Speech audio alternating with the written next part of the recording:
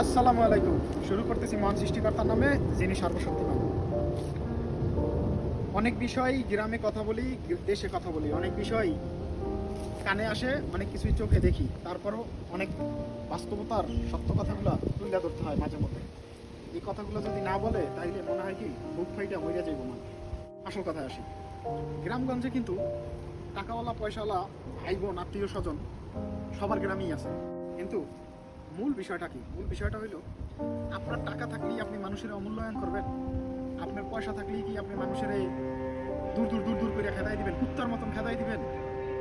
আপনার টাকা হইলেই কি আপনার পাশ দিয়ে মানুষ বসতে পারবে না?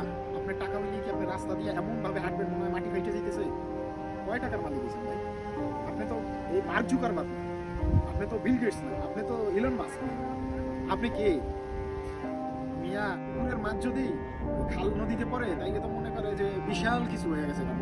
তো হয় কিন্তু পুকুরের মাছ, আর ব্যালেন্স আর চালান কিন্তু ওই পুকুরের মতো।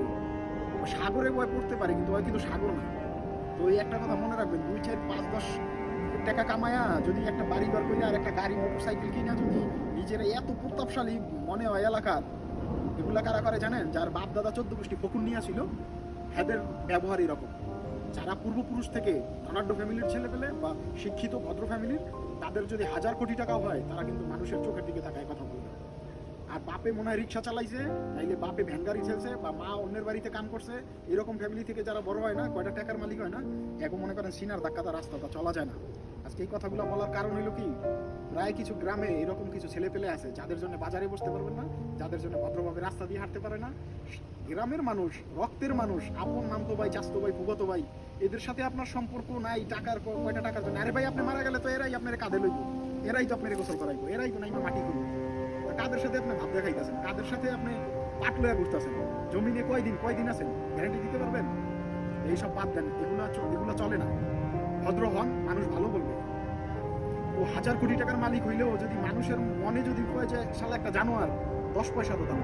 আর আত্মীয় স্বজনের ভালোবাসেন, কাছের মানুষের ভালোবাসেন, কাছের মানুষের জন্য কিছু করেন, সমাজ পরিবর্তন হইব, আল্লাহ ভালো জানেন। আজকে এই বিষয়টা একটা উদ্দেশ্য কাজ করতেছিল। কিছু কথা শুনি, গ্রাম থেকে দেশে ফোন দিলে অনেক কথা শুনি, যার কারণে কথাগুলো সত্য।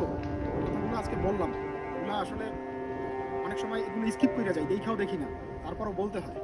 অনেক কথাই বলি না, বলতে হয়। ভালো থাকেন, দেখা হবে পরবর্তী অন্য কোনো আলোচনায়।